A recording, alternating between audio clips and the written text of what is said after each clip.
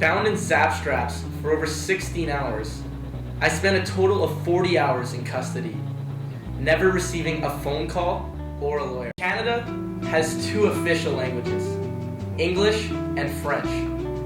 When police officers came to my cage, they would say if you speak fluent English, you will be processed first. And if you're French, you will have to move to the back.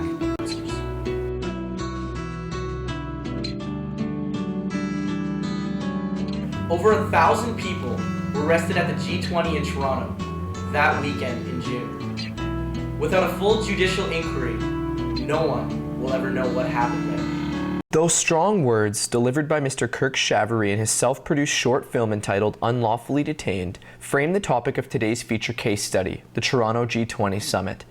This meeting took place June 26 to 27, 2010 at the Metro Convention Centre in Toronto, Ontario, Canada. Here, delegates of the 20 countries met to discuss the world economy, entertaining issues such as sustainability, global bank tax, and the world's fluctuating financial system. The summit was met with widespread protest from an array of social and political activist groups, drawing attention to social issues such as poverty, education, and gay rights. Despite widespread media coverage, the presence of these protesters was largely peaceful, with the political motivation to spark public attention towards a designated social problem.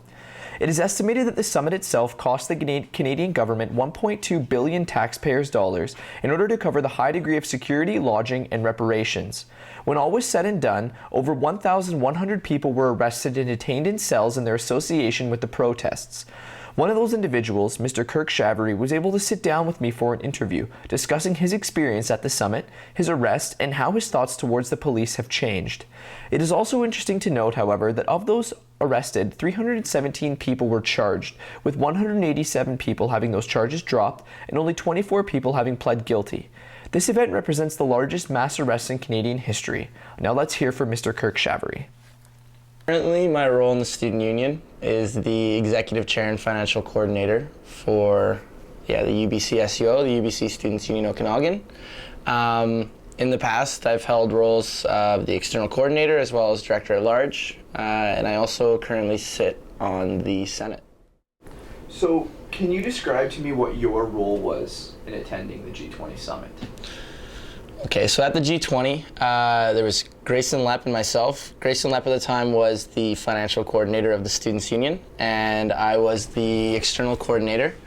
I was actually also the provincial exec for the CFS at the time as well. So what that meant was we had a lot of relations with student unions from pretty well right across the country in terms of talking about issues specifically around education, but there's a lot of other issues that we consistently work on. But what happened was we were asked by the national component of the CFS to come down and show solidarity in working with, there was over 150 other students.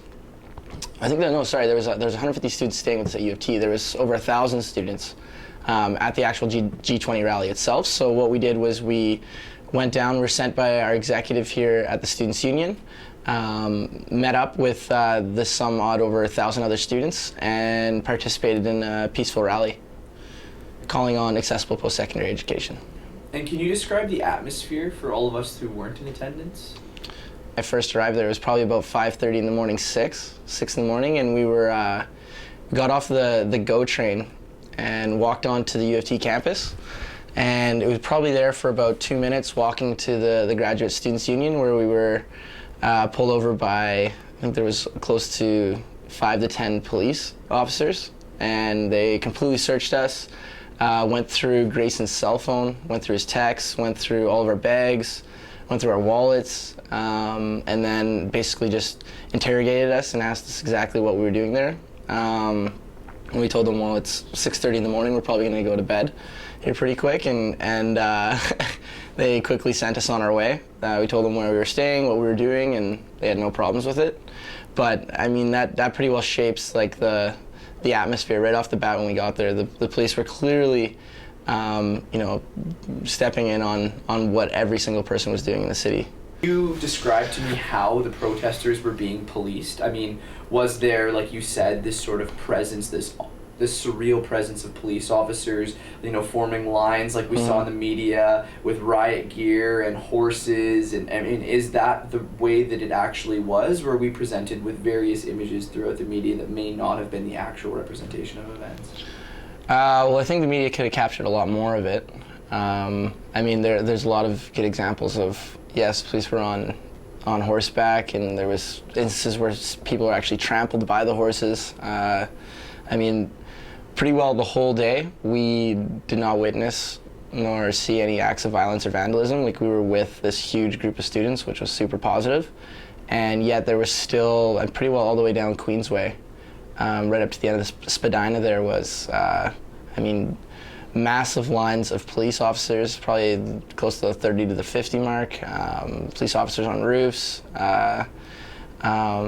and I mean, there was, even in our specific circumstance where we were arrested while sleeping in the gym, I mean, the media didn't pick up on 30 police officers dressed in riot gear barging in on over 100 students sleeping. Can you tell us what it was like to be arrested in the atmosphere of the G20? Well, it fucking sucked. The whole process was so surreal. I think, well, especially for Grace and I, because we went down, I mean, after we went to the rally, they told us if we went near the fence, we'd be arrested, so we're like, well, screw that, right? We're not here to do that. We're here to meet up with other students and voice our opinion and hopefully get on the media and actually get the word out of what we're trying to do here as students in Canada. But I mean, yeah, never did I think to that extent anything would go that wrong. Before Grace and I went out for dinner and went to a pub, like we're hanging out, and the next morning, we're woken up at gunpoint.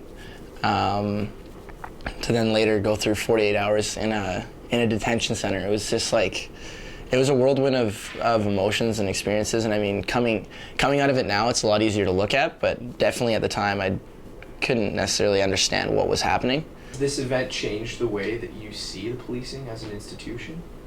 Most definitely.